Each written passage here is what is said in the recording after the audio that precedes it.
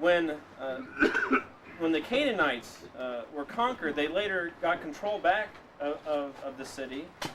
They understood the power. And when the conquest came, when Moses brought the people of Israel into the land, and when Joshua brought them across the Jordan River, they knew they had to have Megiddo. Joshua, they had the land. Solomon built a fortress at Megiddo, and the stables of Solomon have been discussed. And I saw coming out of the mouth of the dragon, and out of the mouth of the beast, and out of the mouth of the false prophet, 3 unclean spirits like frogs.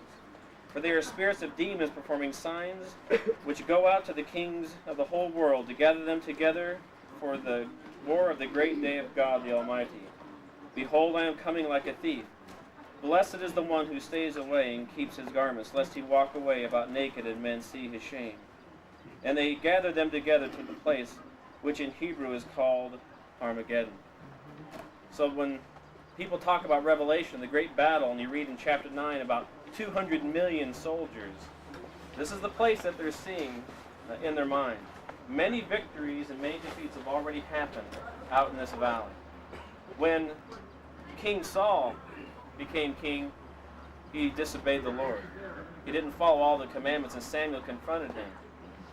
This is where King Saul had his defeat, and he was killed at Mount Gilboa over here. This is where it happened. And when we think about the thousands that have died out on the plain, what in your mind is truly the greatest battle that has ever been won?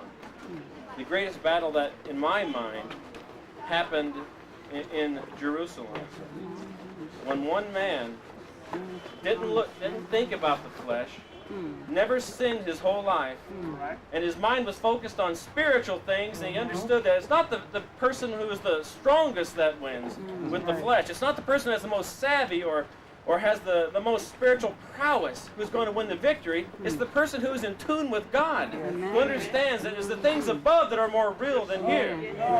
And that's what Jesus did. He says, I'm going to do the will of my Father. And when he died on that cross, it was the greatest victory of all time.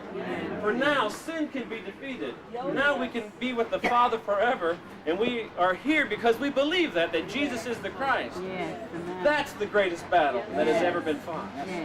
So when we talk about firm against the schemes of the devil, for our struggle is not against flesh and blood, but against the rulers, against the powers, against the world forces of this darkness, against the spiritual forces of wickedness in the heavenly places. Therefore take up the full armor of God, that you may be able to resist in the evil day, and having done everything to stand firm.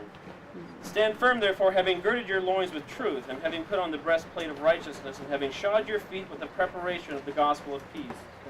In addition to all, take up the shield of faith, with which you will be able to extinguish all the flaming missiles of the evil one, and take the helmet of salvation and the sword of the Spirit. We are climbing a hill. A hill that piled up as the ancient cities buildings ruined, destroyed. All this area. Here, can you see? Look across. Can you see the excavations? You can see across. It's not like a one. It could be just for defense. That you had people in there, especially that there's a good chance that you had towers on the side with stairways coming down lines to get there. However, in terms of peace, go back through your Old Testament, see how many times you ever heard. That's okay, we really made progress. Yeah, really. That's all. I thought describing Megiddo was my hallway.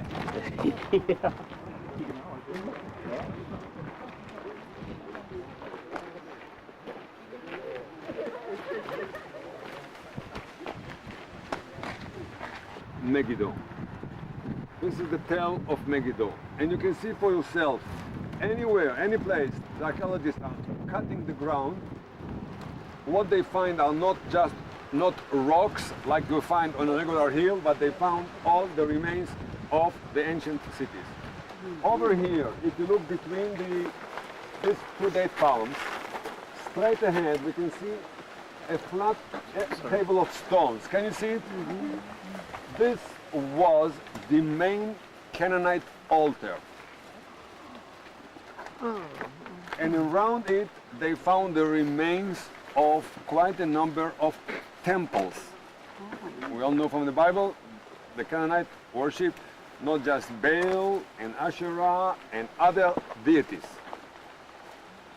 And what was found interesting was that each of these temples, they found two round stones in the center. These were the two bases of two pillars.